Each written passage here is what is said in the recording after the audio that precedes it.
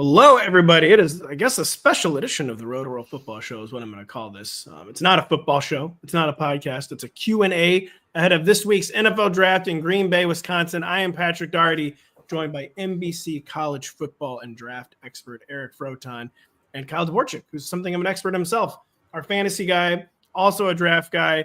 They've been pumping out so much content, both that you've already seen ahead of this draft and content you have not seen yet, our pre-draft player profiles. Eric is doing literally hundreds of those. Kyle really in the trenches too. We want to tell you about everything in this draft. But they got some stuff coming out this week. Kyle is the final edition of his mock draft. From Eric, you have an updated top 100, correct? And I'm sure many, many other things. This is first off, what do you guys got going this draft week? Yeah, well, obviously cranking those profiles, making sure we get everybody cleared. There's so many draft boards and big boards being updated throughout the entire sphere of the NFL draft nicks, and I'm just trying to make sure we get everything dialed in so that when draft day occurs, especially Saturday, where the round day 3 is just flying, want to make sure we have everybody covered that we possibly can so that you can go to the ticker and get all the information about the team, the players your teams are drafting. And so yeah, we're going to do like 300, over 300 of them, and we'll still somehow miss a few people. Oh, we will get drafted because the teams go off the board. Then we'll study those on the fly. Well, maybe I'll maybe Google Lance Zierlein, Dane Brugler, the Beast, if we don't have something on that. But we're gonna have basically everything covered, Mr. Kyle. And one thing, you keep covering your mock drafts. Where's Ashton Jeanty going? Where's Shedeur Sanders going? Maybe where's Jackson Dart going? You know, I feel now he's been connected to the Saints, but it seems like maybe he's been connected to the Saints in the second round. But he's one of 17 prospects invited to the draft. Let's just start with what is your current most likely landing spot for Jackson Dart? And if you are viewing this on YouTube or Twitch, feel free to start getting in questions because this is a Q&A, not a podcast. But Kyle, my first cue from the Q&A is for you about Jackson Dart. What is your feel about where he might end up? Will it be the first round? Yes, my guess will be first round. I mean, I think the markets have him as a pretty big favorite to go in the first round. I took a bet with a friend, 2 or 3 months ago when Dart was like a fun day 2 sleeper, oh, you got to see his numbers at Ole Miss. And I was on the side of, I love him, but I don't think the NFL is going to love him as much. And I was like, I'll bet you, because my friend also loved him. He was a fantasy football guy, classic fantasy and bio guy, sees the Lane Kiffin offense numbers and this guy's a top 10 pick. And I was like, I know how the NFL works. I'll bet you even money he doesn't go. And it was probably a good bet at the time. And it's just, I've already paid it out. It truly doesn't, it's not even worth holding on to. He's going in the first round. It's just a matter of where. I think the Saints are probably the most likely landing spot. I don't know if the Saints at 9 is the most likely landing spot. No. It is also very possible that they take who they want, regardless of positional need, obviously quarterback being the most important position in football. It's possible that they take someone else at 9 and still move up. Oh no, the Saints moving up. We've never seen the Saints go get their guy in the draft before, regardless of where he is actually projected to go. So yeah, I think Saints they've never traded up for a defensive lineman, right? That's not something. They've never traded up for a running back, an off-ball linebacker, a defensive lineman, a cornerback. They are the trade. They're the quintessential trade-up team, essentially. So I think it's possible he goes at 9. I think they're very unlikely to go Shedeur Sanders. All of the work that they've done, publicly in terms of the pre-draft process, really has not linked them at all to Shedeur. They're one of the teams that, at least public-facing, has done the least work, essentially, on Shedeur Sanders. So I think they're more likely to be a Dart team. I think it's possible at 9, and I think it's very likely that he goes in the first round. Eric, could the lack of work on Shedeur be the classic smoke screen? Because teams are being unusually open about their intentions this year. The Raiders almost been yeah, we're going to take Jeanty. We'll see what happens. Yeah, we're going to do that. Or do you buy what the Saints are signaling very strongly? That it seems like they're not going to take Colorado Shedeur Sanders. Do you believe that? Do you think they're in play for Dart? Do you think option C and that they're just going to do something totally different? Because they do that from time to time in New Orleans. Yeah, there's always an element of subterfuge surrounding the draft. There's the gamesmanship and what have you. But speaking to Kyle's point about Jackson Dart, keep in mind, market-wise, he's listed over on DK at 24.5 for the over-under on his draft position. And that is heavily juiced to the under. So you're minus 150 to the under. 1.5 to 1 odds on your money in order for that to happen. Will that transpire with New Orleans. I think 9 is a little bit rich for that. I do not think they take Shedeur Sanders. I had Shedeur going in our latest 3-man weave mock draft that is being posted today or tomorrow, with Shedeur going 21 to the Steelers. But I do think that Dart, I don't think he gets past the Rams at 26, or you see one of those teams that were, passed on a quarterback for a superior skill / defensive player, i.e., Travis Hunter, Abdul Carter. You could see them try to sneak back up in the first round in order to secure, their franchise quarterback and get that extra year of team control. By the way, anything you guys want to ask us, you guys being the viewers, you guys are gals, ask us. We're going to answer it. We're required to answer it, even if it's a player I've never heard of. Eric will have heard of them. Kyle will have heard of them. We will answer your question about it. Yeah, both Shedeur and Jackson Dart, every year there's like a Ryan Nassib or Nassib or like this guy, right? Like the entire draft season, like they're going in the first round. Like obviously they're going in the first round. They don't usually fall to the fourth round like Nassib did. I definitely don't obviously get those vibes from either Shedeur or Jackson Dart. Would you be stunned if either of them fell to the second round, Eric? Or like if you're betting money, which I'm sure you probably are. Oh, I might be. That is something you do. Are you're confident in both Shedeur and Jackson Dart going off the board in the top 32 picks? I would say I think it's more likely than not for that to happen. And keep in mind with Shedeur, we talked about Dart's market. Shedeur has been hanging at 8.5 for several weeks. And now that's a minus 350 to the over 8.5. But still, we're talking about, they've moved the line, but they haven't moved the pick. You know what I mean? Which certainly gives me a little bit of pause, but I think you ultimately see both of them on the Saints line. They're willing to say we'll adjust the juice on the line, but they do not want to move it. They want to keep the Saints on the other side at 9, obviously. So they want to keep it at 8.5. Yeah, exactly. Saints are one of the teams. I'm really glad when we can stop talking about the Saints and quarterback. I don't know how this became a thing. Like Derek Carr attempted a power play once, and then that meant that the entire draft community had to spend the final 13 days of draft season talking about Derek Carr and the Saints. But I guess I should be thankful. It has given us something to talk about. He's getting it. It was really cool that Derek Carr was like, all right, you know what, guys? I'm forcing the issue. Either cut me or trade me. And the Saints we're too broke to do either of those. So tough luck, man. We'll do option C, where we leave you in the building but do not play you. And I do think with Dart, in terms of my evaluation of him and watching him, he's the type of guy who in that offense, we've heard it all before about Lane Kiffin, very gimmicky, so to speak. We saw it's fine. We saw the unfortunate carcass of Matt Corral get taken much, much later than expected, which is sort of a byproduct of that. But with Dart, and I mentioned it a little bit when we talked, Pat, last week, it's 1, 2, and panic. He isn't a day one, go out there and start him out of the gate type quarterback. He's going to need an acculturation process in order to get used to reading defenses at the NFL level so that he isn't hanging balls out there over the middle. He is, in terms of productivity, he's the most productive quarterback in the class. You look at, some of the most important metrics, yards per attempt.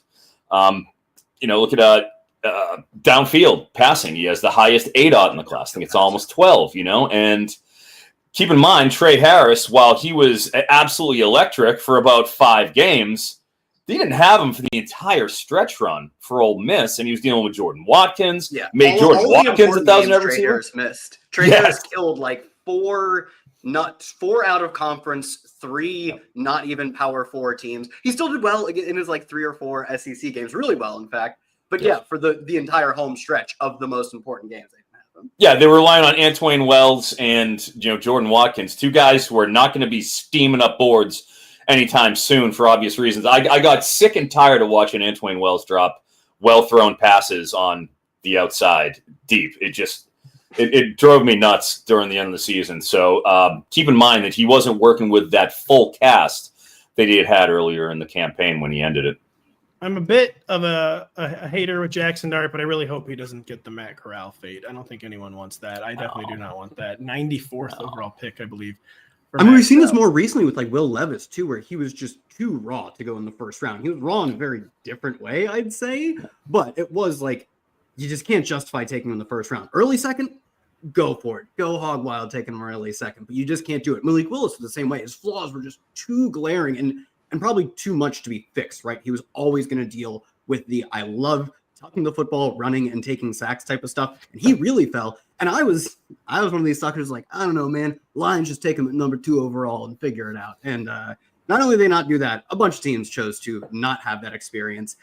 It worked for the Packers for those 2 games. I'd like to note. Maybe I was right in the beginning when I said he should go 2nd overall. Kyle was never wrong about Malik Willis. So we're talking a lot about Jackson Dart and the Saints quarterback situation. This kind of year, speaking, I think, to what is considered maybe a lower wattage draft, we're talking a lot about tight end and about like late breakout Tyler Warren. I don't know if people agree with that tag I applied to him there, but Tyler Warren, a lot of Colston Loveland, they seem locked in as the top 2 tight ends off the board. Eric Froton, but what Alex Sorky, sorry if I've mispronounced your last name, wants to know, who is the tight end 3 in this draft? Is it that gimmicky guy out of Bowling Green? No. Harold Fannin, let's just say the metrics on G5 tight ends coming out that tested as uninspiringly as Mr. Fannin did are not particularly favorable. It's pretty much Isaiah Likely, and that's a wrap. That being said, as he mentioned, Mason Taylor, I'm a Mason Taylor guy. I'm in. I like Mason Taylor a lot. Like, this guy doesn't do anything. He's like not a great yak guy. He's not a missed tackles force guy. He's not a target earner. LSU has had a lot of good pass catchers specifically come through that program in the 3 years that Taylor was there. He had like 400 yards as I think a true freshman, if I remember correctly. That's really good for a tight end. Like coming in, we say it's hard to come into the NFL, but like imagine being a like 19-year-old in college at a position where we say you need to develop to come in and have any impact on an offense. That offense probably was it probably had Brian Thomas and Malik Neighbors on it. And he had like 400 yards. That's really good. But he just like none of his career metrics actually look that good. He is such a film guy. And it bothers me so much because there's the spreadsheet nerd, Harold Fannin, who's the greatest production profile we've ever seen coming out of college football. I don't know if it's going to work. I'm terrified that it's not going to work. And that Mason Taylor's the boring, correct pick. Why are you going to be right? Because it's sad. Well, let me ask you this. Do you feel good about Elijah Arroyo being on the field? Because he would be my next guy. It's not going to be Terrence Ferguson, workout wonder. That's not simply happening. He should, frankly, Kenyon Sadiq, who will be the guy we're talking about at tight end next year, out of Oregon, he completely outshined Terrence Ferguson when he was on the field. So I don't care how well he worked out. Terrence Ferguson, get ready for Kenyon Sadiq next year. He's the guy. Mm-hmm. With Arroyo, all right, my question with the number 3 is, he had the downfield. Like him running those seam routes, he was great. But a lot of times he's running naked, and it's not like he's showing this wide range of routes that I'm getting out of him. He's fast, he's linear. But I think in terms of having that true Y where you can play Mason Taylor lined up tight to the line, you can flex him outside if you would like. Obviously not the huge number of production, but he does have the lineage behind his father, Jason Taylor, who obviously has taught him how to be a pro. And I think it kind of comes down for me. It's, do you want that field stretching ability, but kind of potentially a tweener sort of a body type and the inability to line up tight in Elijah Arroyo? Or do you want somebody who has the potential to be on the field all the time and maybe have, dare I say, like a Cade Otton type profile, for Tampa Bay? You get him a couple years down the line and you see how dependable he is, how, Baker Mayfield trusts Cade Otton. And I feel like that dependability and the athleticism is there. We haven't seen the best of Mason Taylor yet. I think he's going to develop into a dependable Y, and that's why I look at him as the TE3. I'm glad you said Cade Otton. I'm agreeing with Eric solely based on the fact that Harold Fannin has H-back in bio. He had like 4 rushing touchdowns as a true freshman. Yeah. I'm glad you said Cade Otton, though, because that is perfectly realistic. I comped him to Austin Hooper, who's had like a lengthy, good NFL career, had like a good season or 2 with the Browns, and is right now like an efficient tight end 2, right? But like that is a great arc to spend a 2nd round pick on. Guy peaks as a top 15 or 16 tight end in the NFL in this 4th or so year, and then still maintains like an 8-year career or whatever Austin Hooper is on year-wise. But I see him comp to Dallas Goedert and Tucker Kraft, 2 like savants after the catch in terms of yards after the catch and missed tackles forced. Now, I don't know if I see that kind of height with Mason Taylor. But I do think he has a great floor. Like, he's a good blocker. He has true NFL size where he can play anywhere. He's like 6'5", 251, if I remember correctly. I think he can do a lot of, someone says to me he's more productive Tyler Higbee. Yeah, Tyler Higbee is another good one. These like lengthy NFL careers where at some point too, we get really excited about them for fantasy. Like, we truly did have like the 5-game stretch at the end of, it was probably a 2020 season thing, if I'm being honest. No 5-game stretch that's the best stretch of a player's career recently has not occurred in the crazy offense of 2020. Like, that was such a crazy game environment. Maybe it was that year, but we were excited about Tyler Higbee the next year. And I could see Taylor having that. I don't know if he has like top 5 fantasy tight end in his range of outcomes, but he's probably, outside of Warren Loveland, the most likely to turn in a tight end 12 season. Like, Fannin is such a high risk pick. I am totally down to do it. As someone who's drafting a lot of early best ball teams, boy, do I do it. But I think the risk is real. Nate says he's so stoked for drafting Tyler Higbee in the first round. Thankfully, we aren't saying the tight end 3 will be going in the first round. And I have become a Fannin skeptic. While you guys were talking, I was daydreaming about Harold Fannin being on the Kansas City Chiefs. Because I think H-back, the Chiefs are obsessed with that stuff in the red zone. I could see Harold Fannin on the Kansas City Chiefs, but enough tight end talk. Right now, we have a kind of a 2-part question. Another one from Alex that we're going to get to in a minute, but another one from Nate. We said there's a lot of buzz about teams trading up for Ginty. Eric, do you buy into that? Like, is Ginty – so I think there's been 6 running backs taken in the top 10 over the past 10 draft classes. Ginty seems almost guaranteed to be the 7th. I mean, is he the kind of guy, the rare running back, though, that a team is literally going to trade up for? Do you have to jump Jacksonville at 5? Do you have to jump Las Vegas at 6 to get him? Or do you think this will go more according to the chalk and that it's either 5 at Jacksonville at the absolute highest or 6 as appears most likely to Vegas for Ashton? Yeah, it makes a lot of sense to go, Pete Carroll, getting his Marshawn Lynch equivalent, especially the Raiders. They like the shiny toys, as we've seen time and time again in their draft philosophies. I know Al Davis isn't there, but the bowl cut, still rocking, still keeping the Al Davis theorem alive. So I think you're going to have to get to 5. I think that's what you're going to have to do if you want to get him. I think you're pretty safe there at 6. His over-under is 6.5, and that's pretty heavily juiced to the under right now. And I think that is in play because with Jacksonville, why wouldn't you? Why wouldn't you take a little dip down a few spots in order to get a little extra draft capital? They could use help on the defensive line, as we all know, to try to help balance out the Trayvon Walker pick, which looks ill-fated. And plus, they need, you could use another secondary weapon off of Brian Thomas, too. Maybe they kick down, then they take Tyler Warren, and now you have your 25-year-old coming into his own franchise quarterback with incredible hair. You're giving him all the weapons they need. Froton-esque hair. Well, I got our friend in the chat there, the old jock. Only jock in the village. Only jock in the village. Giving me Joe Burrow older brother comps, and I'm here for it all day. Thank you, only jock in the village. Sorry I interrupted your train of thought there, but I agree basically everything you said about the Ginty market. So Ginty is going to be a running back off the board in round 1. That seems almost guaranteed. Yeah. Mr. Hampton from North Carolina seems close to guaranteed. Alex says, though, his group chat is split on the over-under for 2.5 running backs in round 1. I don't know about the over-under 9.5 in the first 3 rounds, Eric.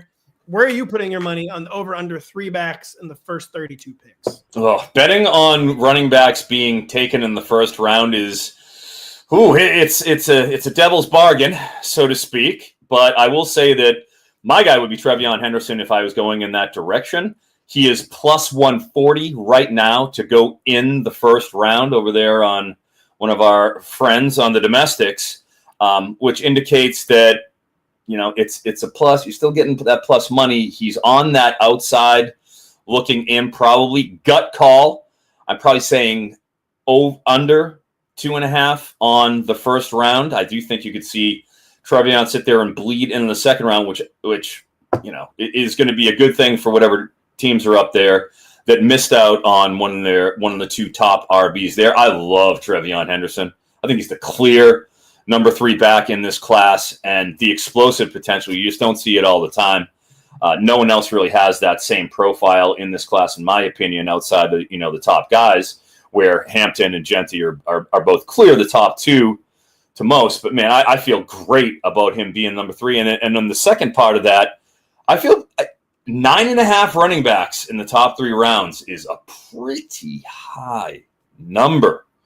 That's a lot of running backs for you, but you basically that being one said, out of every 10 picks in the first 100 picks. That's a lot, guys. I think the problem is the depth of this running back class, where are there 9.5, 10 running backs worthy of being taken in the top 3 rounds? Sure. I think you can make that case. Sure. I think I have 7 or 8 in my top 100 to kind of put it into perspective.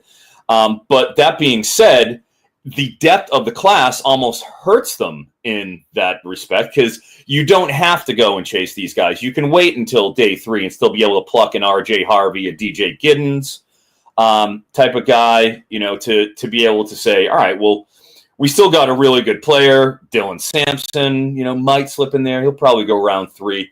If you want a quick guy, you got Byshal Tootin. Taj Brooks could even work his way in there.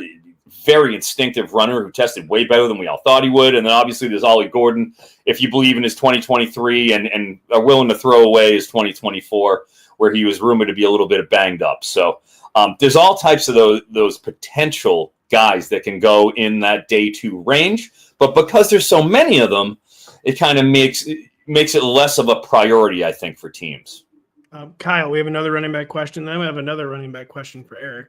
Chad, longtime loyal Rotoworld reader and viewer, wants to know, I'm assuming the answer to this is no, Kyle, but say the Raiders do get sniped on Mr. Ashton Jeanty. Are they so in love with Jeanty, or are they so in love with adding a running back to what is a really, really bad backfield right now? And like they go way off the board and take Omari and Hampton, maybe trade down and take Omari and Hampton in the first round. Have you given any thought at all to the possibility of Omari and Hampton ending up in Las Vegas? Kyle, then we can have Eric follow up on that. Kyle Dvorchak. I was muted. I was muted. Yeah, I don't really think they're particularly likely to go Omari and Hampton. I think he's a good all-around back. He can catch passes. He can break long runs. And most importantly, he can just handle a ton of touches. I think he's like Ezekiel Elliott in that way, but I also think the NFL has moved a bit away from, like, Leonard Fournette too was like really fast for his size, but he was not nearly as dynamic as Christian McCaffrey from that same class. He looked very fast in the SEC, Leonard Fournette. Let's put it that way. He was a good kick returner as like a true freshman. And ultimately he was like fast his rookie year, and maybe some of the lack of his speed was his own doing later in his career. But I think the NFL has moved just a bit away from big guy who can handle a lot of touches. Like, I think they need to be more dynamic than that. Jeanty he is extremely dynamic, especially as a pass catcher. They didn't have to throw him the ball. Like, why go through the extra step of throwing him the ball last year when you could just hand it to him? They did 2 years ago, and he was one of the best pass catchers, not only in college football as a running back that year, but in like the past decade, one of the very few 3 yards per out run seasons. Hampton's just good/really good at a lot of things, and I don't think that guy goes inside the top 6, or maybe he can hit 10 to the Bears. They do have that need, and they love to run the football, but I don't think he goes in the top 6. I think we're much more likely to get the Raiders going offensive line with possibly Armand Membu, or even go defense, go Jalen Walker, or if Mason Graham makes it to them. But I think Hampton would be, I don't know, somewhere on the 5th or 6th sort of pick on their board at the time. I just can't imagine everyone they have is all gone ahead of Hampton. Yeah, Eric, you can be brief on this one. Have you given any thought whatsoever to the possibility of Omari and Hampton to Las Vegas, or does this just feel like Jeanty or bust for them in the running back position? I don't think, and a lot of it has to do with some of the metrics you just mentioned about how infrequently you see running backs taking the top 10 already. Now we're going to have 2 of them. I just don't think that that's realistic, given some of the needs, especially for the teams that we're talking about in this top 10. So Chris Clark, we talked about the tight end 3. Chris Clark wants to know about the RB3. Eric, I know you have an RB3, Travion Henderson from Ohio State. Will he be the RB3 off the board, just from like a betting, projecting perspective? And why is he your personal RB3? It's the explosiveness for Travion. You see, nobody has a problem with his ability in space or to catch the ball and to make big plays. He is a home run hitter. And there's only so many guys you see that really have that profile. He's still 210 pounds. It's not like he's Gibbs size at 200.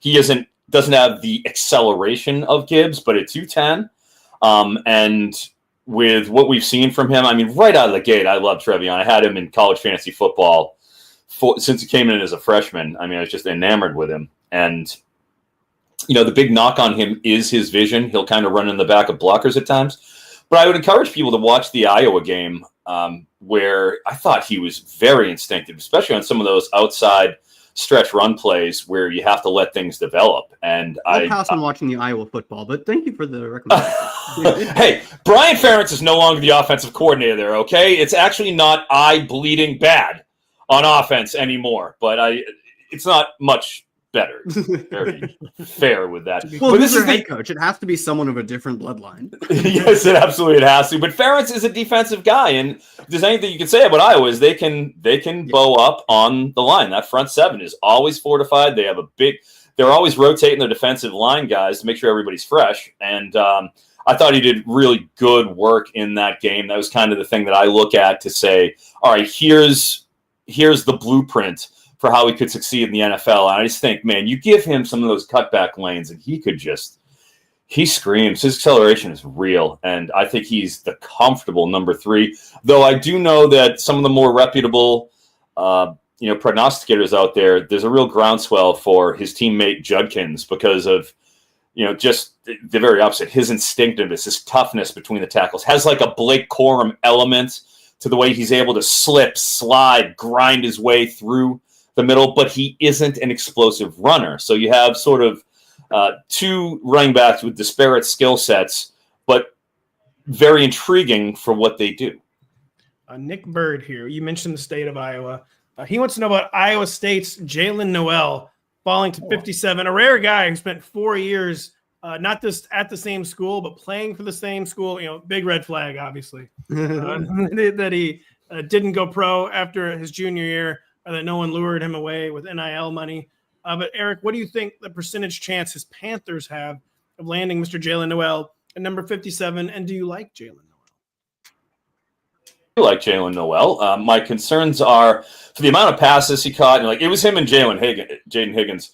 Nobody caught passes besides them on Iowa State, besides an occasional dump off their tight end, Ben Brammer. But I mean, it was, man, you want to talk about a true two-man show. It was those 2 guys. But I see probably 3 wide receivers going in the first round, which then means where I have Noel ranked right around wide receiver 8. So I think that, if you're talking about 5 receivers going up to 57, because we're going from 33 to 57, that's only 22 spots. Or 24 spots, excuse me. You're talking about 5 wide receivers going in order to get him out. I think it's certainly have a shot to get over there. And what a nice compliment that he'd be over there at Carolina, having that inside-outside profile, more of a slot receiver, but he can flex outside if he needs to, and have more of a smooth-moving, fluid hips, space creator profile that you're not going to get out of the Xavier Legette's and Mr. Mingos out there of the world. That's not what those guys do, but that is how Noel could complement that, especially if you see, Carolina go defense with that number 8 pick, which is certainly possible. They're not going Tedoroa McMillan. They're going D, in my opinion, which leaves that 57 pick just wide open for Jalen Noel. And I think that would be a very good pick considering their current roster composition. 2 administrative notes. Keep those questions coming. And Eric, we kept your audio, but maybe you need to close a few tabs. We almost lost your video, but then it did a straight. I'm assuming you have 9,000 tabs open, but you've been running pretty well here the past minute or 2. Kyle, speaking of not running well, Nate wants to know which 6'4", 220-pound 4.4 runner are the Packers drafting a receiver in the 2nd or 3rd round. The Packers, whose own players are begging for them to get an alpha, don't really seem to be in the mix for a first-round receiver. Do you agree that they're not in the mix for a first-round receiver, Kyle?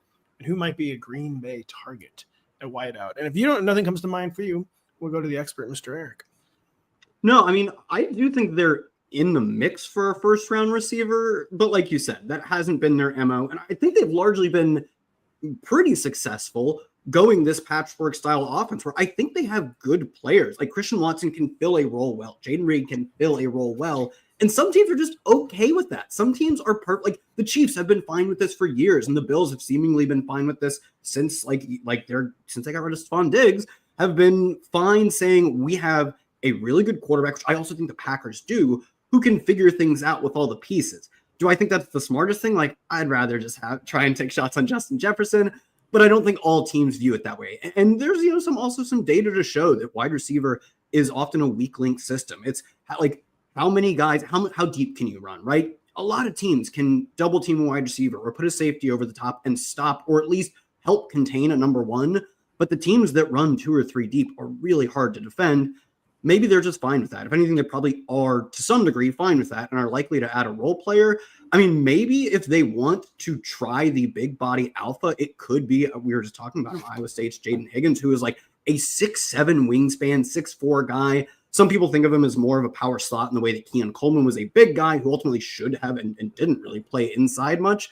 Maybe that's true, but this class does have really good size at wide receiver, even in terms of like a Trey Harris or a Alec Iomanor, who are these big outside, maybe a little too much contested catch for our liking type of guys. The Packers also, I told you, they have a ton of good wide receivers. Maybe they don't need a guy who gets a ton of separation. They just need a guy who Jordan Love can be like, nope, down there somewhere and throw a 50-50 ball. And someone like Alec Iomanor wins more of his 50-50 balls than not. They're maybe 60-40 balls. So those are a few of the sort of bigger guys in this class. They're not massive other than Higgins, who is a really tall dude. The other two are like in that 6'1", 6'2" range, but they're a little thick and they win like big guys do. Eric, is there anyone that strikes you as a Green Bay Packers type receiver in this draft class? Yeah, I think it's Higgins or Harris. I'm not an Iomanor guy. I just think he got completely thrown in a locker by Emmett Mosley towards the end of the season last year, and he's like an inside-out slot wide guy, so he was doing kind of both. He just took all the air out of that room once. Elijah Brown, true freshman, top 10 recruit, came in and took over the quarterback room for Stanford later on in the season and just pushed Iomanor out. I mean, I know he's had flashes, but I didn't see it. I didn't see the top to bottom season that I'd need in order, if I'm looking in the second round, especially with the Packers are picking and saying, oh yeah, we're going to throw Iomanor in there, and he's just another guy to toss in with Wicks and Dubs and et cetera, et cetera. I don't think that moves the needle. I would be looking at Trey Harris or Jaden Higgins. Remember Trey Harris? I mean, when he was out there, his yards per route, he was over 5 yards per route. Like, he destroyed everybody he went out there and went against. And yeah, was he running the intermediate routes, the full tree that we want to see? Probably not in the way that you get from like an Igbuka. But in terms of productivity, I do like Trey Harris. So I would go with one of those two guys. I think Kyle's on the money with that. Yeah, Harris's 5 yards per out run is not just really good. It's the best for an FBS receiver. You sure that's not like a typo? No, it's not. No, he did it. It is the best for a player with 200 routes in a season, which he just barely crossed because he didn't play a ton of games. But it's the best for a college wide receiver in the FBS in at least the past decade. It's probably closer to like 15 or 20 years plus, but we don't have route data for like 2004. So yeah, it's the most efficient. You could call it the most efficient season in like recent-ish college football history, but more like a decade plus. Totally insane number. By the way, no question too small for Mr. Eric or Mr. Kyle. Chad is back with another. He considers, Cam Ward at number 1 overall to be the biggest lock of the draft. He thinks the second biggest lock of the draft is the Bills trading out at 30 for some team that wants to trade up for Jalen Milroe. Eric, first, I mean, the Milroe fall all the way to 30, you think? What are your first-round Jalen Milroe odds? Do you think 30 could be the spot where he ends up not to Buffalo, but via a Bills trade out? Josh, the up and down tape that you got out of Jalen Milroe this year was just a straight up roller coaster. But in his defense, 3 offensive coordinators in the last 3 years. The Nick Saban goes and hits the road. He had a pretty darn good 2023 where it looks like they were able to game plan around him pretty well, with Tommy Reese there. And then in comes Kalen DeBoer, and he has a completely different philosophy, different system, and he's making him do different things. So he was definitely didn't have that full body of work that you want to see from somebody you're like, yes, this is it. However, man, you go to that Georgia game and watch what he did against one of the truly elite defenses. All you need to do is look at all the Georgia players up and down all the defensive boards, to know that once again, the Bulldogs were an absolute talent factory because they just recruit just out of their minds every single year. Props to Kirby Smart. But that's the blueprint. And what you see there is the potential for him to have that, to be essentially what I perceive everybody wanted Anthony Richardson to be. He never had a game like Jalen Milroe had against Georgia. 0 of those. So at least we have one to hang our hat on there. I do think that given the fact he's one of the 17 invitees to Green Bay, that tells a lot. I had just kind of assumed he would slip into the second round, but my gosh, Cow Chad TV, he makes a very, very interesting, situation, and I think that there's a lot of smoke there. I got no problem with that, and again, as we talked about with Shedeur or Dart, those guys falling into the back of that first round, there are too many quarterback needy teams, not enough quarterbacks, and you could certainly see one of them trade up in order to secure that extra year of control. It is impossible to believe that he would fall out of the top 32 after they invited him, unless they want him to be this year's Will Levis, though, which apparently the league doesn't like that. I thought sometimes the league would like the drama. No, the league wants you to think they don't like it. They're like, oh, we don't like to show. We don't like to get all the views that tragedy has. Oh, we don't want to farm the engagement off of this kid's bad night, but we are going to invite him. In fact, we're inviting a few UDFAs just to hang out in the green room, too. Yeah, so I guess there could be that element going. But yeah, Jalen Milroe seems to be a first-round pick. Keep in mind, if you think Jalen Milroe is going in the first round, he is plus 170 right now to be a first-rounder. That's pretty good. It's almost 2-1. Who, to either one of you, Jalen Milroe's most likely home in this NFL? This crazy world we call the National Football League. I have a spot. I'll go. Go, Kyle. He screams Steeler to me. Like the Steelers that we know they were supposedly interested in Malik Willis, but I think they just did, like a lot of teams were too afraid of the flaws. We know they were into Justin Fields and eventually got him, obviously, and he played somewhat well for them. Like, I think they have somewhat of a type, boring or rushing exciting. They have two different guys, and boring has failed them time and time again. And I think it's a little too early. I think they picked 20 or 21 or something like that. 21, I believe, almost in the Kenny Pickett memorial slot. What was Kenny Pickett? That's he was 22, really I believe. Oh, I was going to say it had to be close. He does scream Steeler to me. I think that's a little early for him, but like it's the position of quarterback. It's the most important position in football. If you think he's the guy, which maybe he is, of course you could justify spending the number 21 pick on him. So I guess I'll go Steelers. The Steelers are talking themselves into Jalen Milroe, by the way, because Pickett, it was the 20th pick. So the guy, hey, listen, it's not a top 20 pick at 21 for Milroe, so we're not going to burn another top 20 pick. Do you agree with the Steelers as the most likely landing spot, Eric? Or no, I don't. All right, go for it. I just think he needs too much time. You have to give him a full year, all right, to get through it, because the layered throws is not something that he excelled with. He needs a little more touch. Being able to hit those hole shots, you live on those in the NFL. You have to be able to beat those cover two shots. And I think he just needs time to have the game slowed down a bit more for him. He's not going to be able to rely on his legs like he could in the NFL, in college in the same way. And especially going from, like I said, the 3 OCs, two different systems, going to the NFL and needing to kind of have a little bit more polish. Look, the tools are there. He's tantalizing as a prospect, what you could mold him into. But I think the specter of Anthony Richardson is still hanging over him. I do wish that he ran a 40-yard dash. He was lined at 4.38, and I pounded the heck out of that over. But I think that you look at that, Cleveland wouldn't be a bad shot. I'd love to see him in Cleveland, man. I mean, that's somebody who has real raw talent that could turn around that franchise and not make them burn a huge pick again to be Tim Couched at the very, very top of the draft. Get the best player you can at that 2 spot, which is probably going to be Travis Hunter. That's what I do. And then go and pair that with Jalen Milroe, a couple of real dynamic athletes that have upside. And if I'm in Cleveland, I want optimism. I need something to feel good about. Yeah, not possible.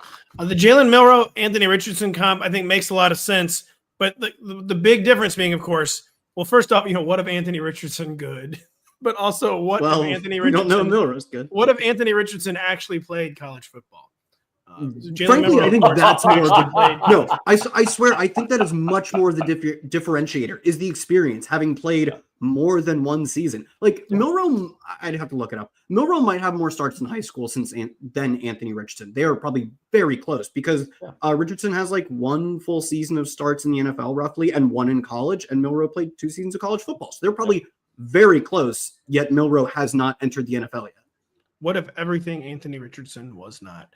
Alex has a philosophical question after my philosophical question is there. With every team somehow still owning their first-round pick, Eric, totally stunning. That honestly might be the single most stunning thing about this draft. The perceived lack of blue-chip prospects, not much consensus in the draft. I do agree there's less consensus than usual. Will that result in more or less trades on days 1 and 2?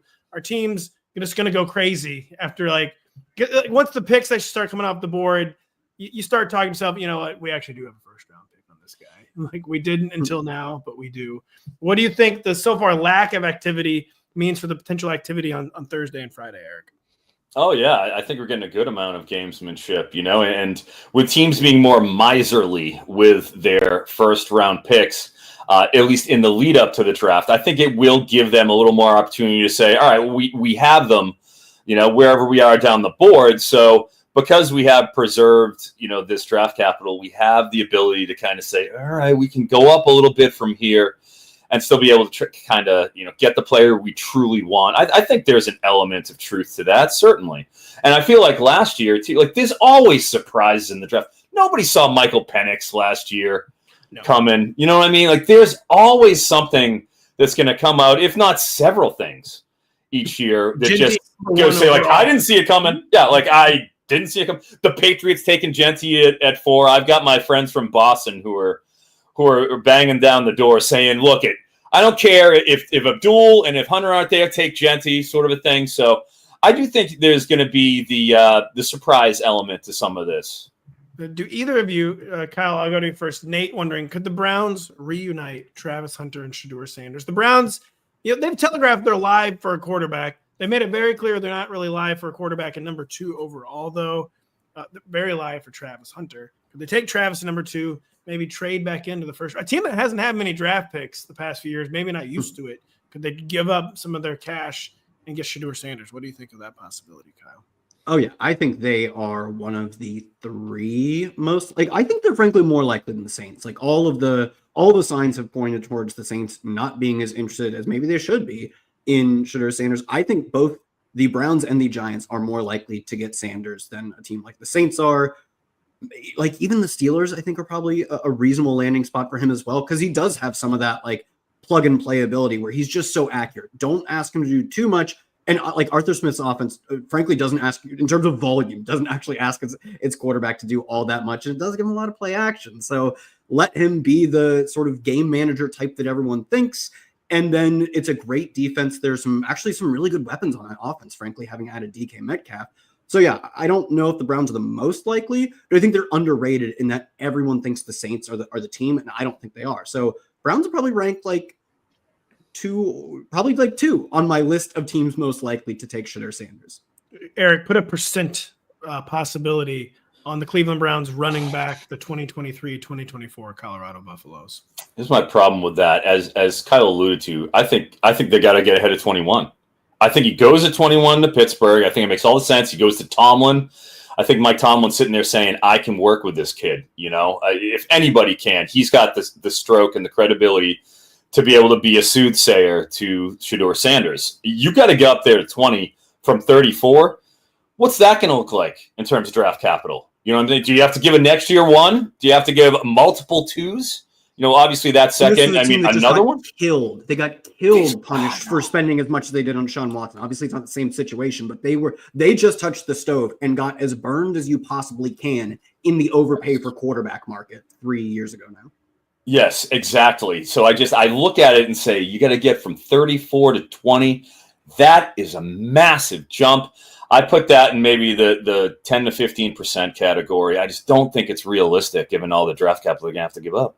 Speaking of 10 to 15, that's about how many minutes we have left in this chat. If you've been sitting on a question, now is the time to get it in. Our resident troll Stevie, one of my Stevie Janowski. Who doesn't love Stevie Janowski? One of my internet friends. I know the man behind this avatar. He wants to know, would Shedeur Sanders be getting as much hype if his name were Troy Smith, former Ohio State great, John Smith, and not Shedeur Sanders? Or, I know it's the NFL. We fall for name brands. We fall all the time for coaching nepotism. I guess maybe sometimes even a player nepotism. Do you guys think part of Shedeur's constant conversation around him, first round status, is just because he's Deion's son, or are we beyond that, hopefully, in the 2025 NFL? No, because we have not exactly the alternative, right? But we have a bad Sanders in the class, bad in quotes. But we have Shiloh Sanders, who, he's late, he's gonna be a late day 3 guy. We have not the lack of the name be we don't have 2 Shedeur Sanders, one that's named something else, but we do have 2 Sanders, one who people think is good and one who people think isn't. And it's not like we're talking about Shiloh's first round pick. So I do think we have not the perfect litmus test. Pretty good rebuttal. But yeah, a rebuttal. Yes, we have a good rebuttal for this line of thinking. And maybe we were overhyping him based on him being the son of Deion and the hype around the program when there was a debate if he or Cam Ward should go first overall, which it was truly it felt like a 50-50 as of February or whatever. And since then, we've, as a consensus, and clearly the Titans have come around to be like, Cam Ward's clearly the number 1. And we don't even know for sure that Shedeur is a top 32 pick. And maybe we were falling victim to the hype when we were talking about Shedeur as number 1 overall pick. But for the most accurate FBS passer of all time in terms of completion percentage going in the first round, no, that checks out to me.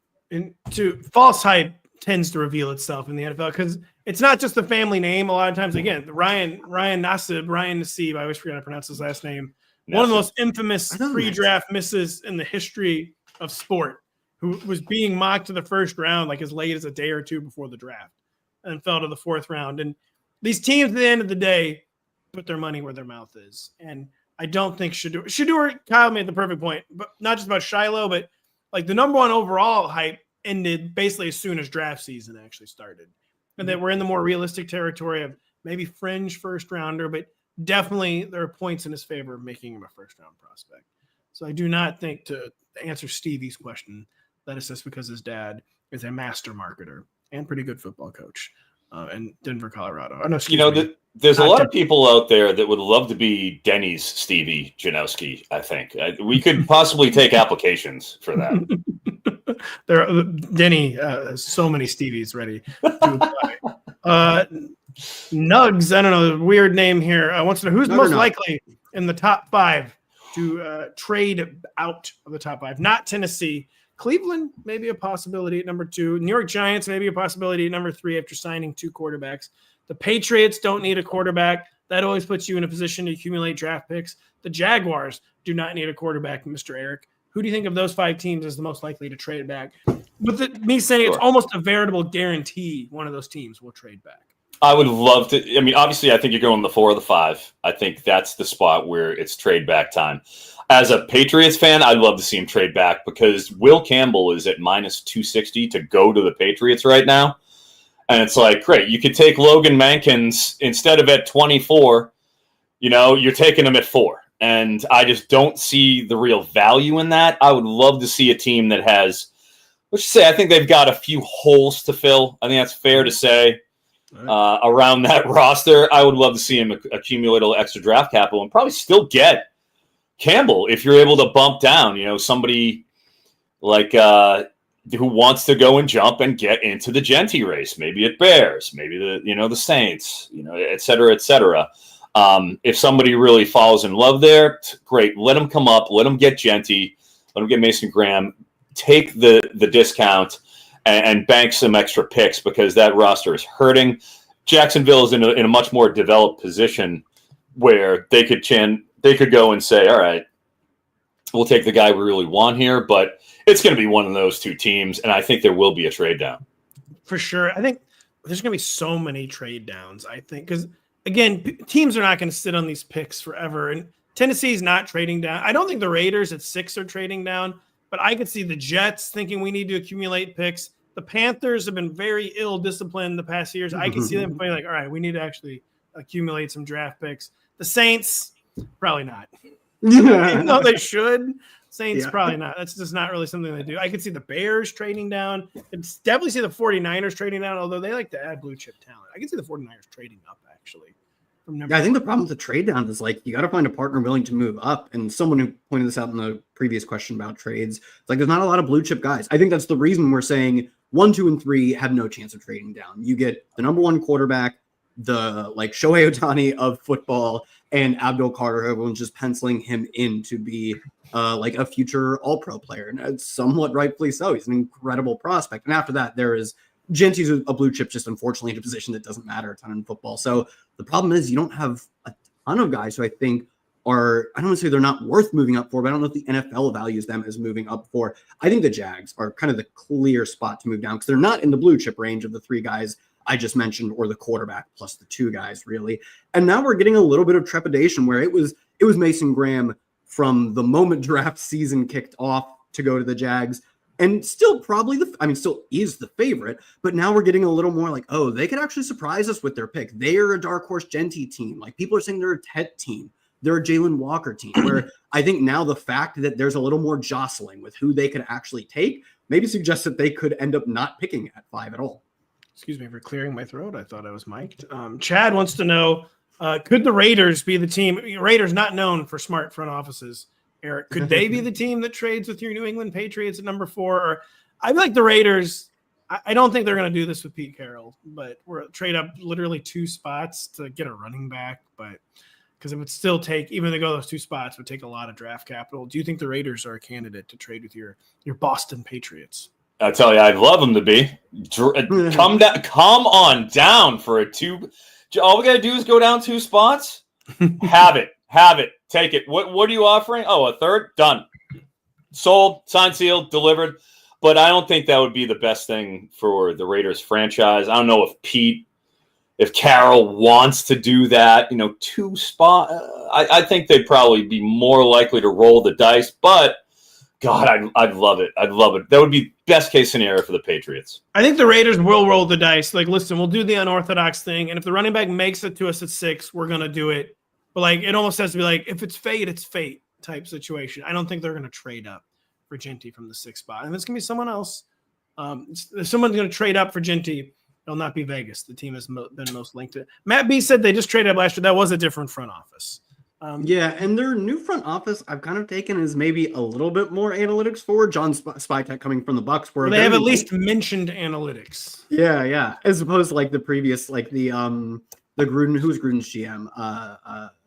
It was Mike Mayock, right? Mayock, yeah. Oh, Mike Mayock, yeah. Sorry, that was a special, decidedly unanalytical front office. Yeah, man, that was a special regime. Just every time the Raiders came up to pick. Every time the Raiders came up to pick, you're like, oh boy, we have no clue. Like we've known a little bit about the previous picks. We've had on our board some guys we think that, say the Patriots pick for them or whatever. We have some ideas of who they might pick. And it was just a wild card every time. This from the Bucks John Spytek regime, I think there were very light investments at running back for the Bucks for the longest time. So I don't want to say I trust them to make all smart decisions. Even what I think are good front offices make bad decisions all the time. But do I think that they're both a take running back team in the 1st round, which is very possible, but a move up to take running back team? Like that's a tough sell. That's what I settled on. That if fate wills it, we will take him at 6. Especially in a class where you're like, oh, what? Do we get a defensive end who would have been the edge 3 or 4 in last year's class or 2 years ago's class or whatever you pick? Or do we want an O tackle who, he's a guard tweener tackle type. He's a Peter Skoronski type. Or do we just lock in 1,600 yards from scrimmage for the next 5 years with Ashton Genty? This is a class where you can make that argument to go lower on the positional value rungs, to go higher on the talent rungs with Genty or even with a guy like Tyler Warren. I will say regarding, I had an actual strange interaction with Mark Davis this football season. I don't know if I've told you guys. Not surprising. Well, there are no normal interactions with Mark Davis, so you got, Eric, occasionally we sort of liken you to a real-life Kramer, so I'm not surprised to hear that you've had an interaction somehow with Mark Davis. It was bizarre. I'll try to keep it quick. So I was at the Boise State UNLV game because obviously I'm going to see Ashton Genty in person. I saw him 3 times in person. Guarantee you that nobody else out there saw him play 3 games other than me. No. In terms of these draft prognosticators in person. That being said, at the end of the game, or as it was trending towards the end, I went over to take a quick bathroom break from the field. As one does. And I was going to walk back to the field, and I got stopped by one of the ushers. He's like, no, hold on. You can't go yet. I was like, okay, what's going on? He said, presidential envoy. I'm like, presidential envoy? A black SUV starts driving. It's inside the stadium. We're in the stadium, and all of a sudden there's a black SUV driving through. I'm like, why is there a car here? So he just sort of holds me back, and it's just me and the usher. There is not another human being anywhere near us, right? Mark Davis comes by. Mark Davis rolls down his window and gives me a Princess Diana wave as he's going by. And I don't know what's happening. I just sort of go. Does he follow you? I have no idea. No, he thought it gets Froton was good. a fan being held back by the usher. Like, no, you can't go get his autograph. And Froton's like, Mark Davis, give me your autograph. Froton's like, I really need to go to the bathroom. I was flummoxed. I didn't know what to. I was just sat there, like, "Hi, Mr. Davis," and he goes and rolls off, and like he looks at me, he gives me the eye contact, and gives me like the Princess Diana. Hold on, you've made eye contact with Mark Davis. Eye contact. Wow. Eye contact. Not only that, but after he rolled out, the usher turns and looks at me. He's like, "Do you know him?" I was like, what?